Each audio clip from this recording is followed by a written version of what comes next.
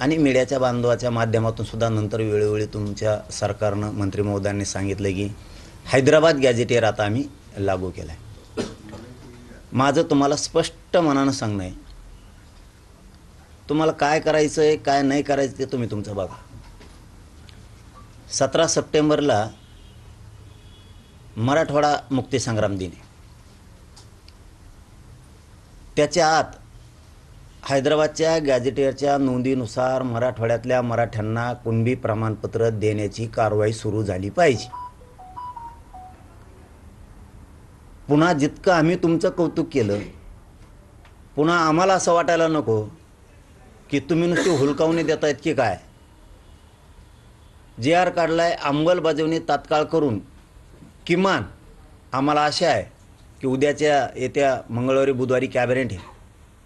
या कॅबिनेटमध्ये आपण तालुक्यात जिल्ह्यात महाराष्ट्रभरातल्या ही प्रक्रिया आता हैदराबाद गॅजेटियरच्या नोंदीच्या संदर्भातली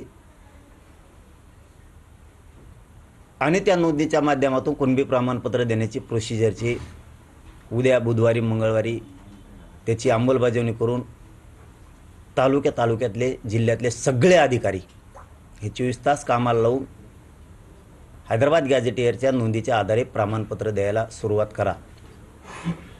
17 सप्टेंबरच्या आत ही प्रक्रिया सुरू व्हायला पाहिजे, ही माझी सरकारला विनंती.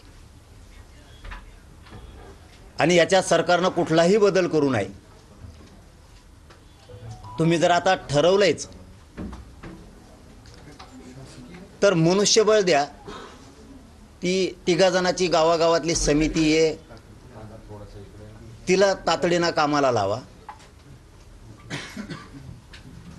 आणि सगळ्या हैदराबाद गॅजेटियरमधल्या नोंदी आणि त्या नोंदीच्या आधारावर मराठ्यांना मराठवाड्यातल्या किंवा हैदराबाद स्टेट जिथपर्यंत होतं तिथपर्यंतच्या सगळ्या मराठ्यांना कुणबी प्रमाणपत्र द्यायचं काम 17 सप्टेंबरच्या आत सुरू झालं पाहिजे.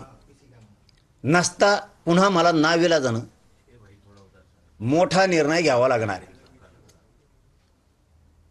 वेळ आली तर आमच्या गावात आमच्या घरी यायचं, राजकीय नेत्याला आम्हाला बंद करावं लागेल हे मात्र लक्षात ठेवा. तुमच्यावर कुणी दबावाने JRच आमका हेव का ह्यालाच काढा तेव कशालाच काढा हे असे शब्द नव्हते पाहिजे.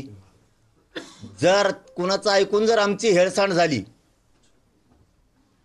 तर पुन्हा खूप वाईट दिवस तुमच्या चुकीमुळं आले नाही पाहिजे याची काळजी सरकारनं घ्या, ही तुम्हाला मी विनंती करतोय, धमकी नाही.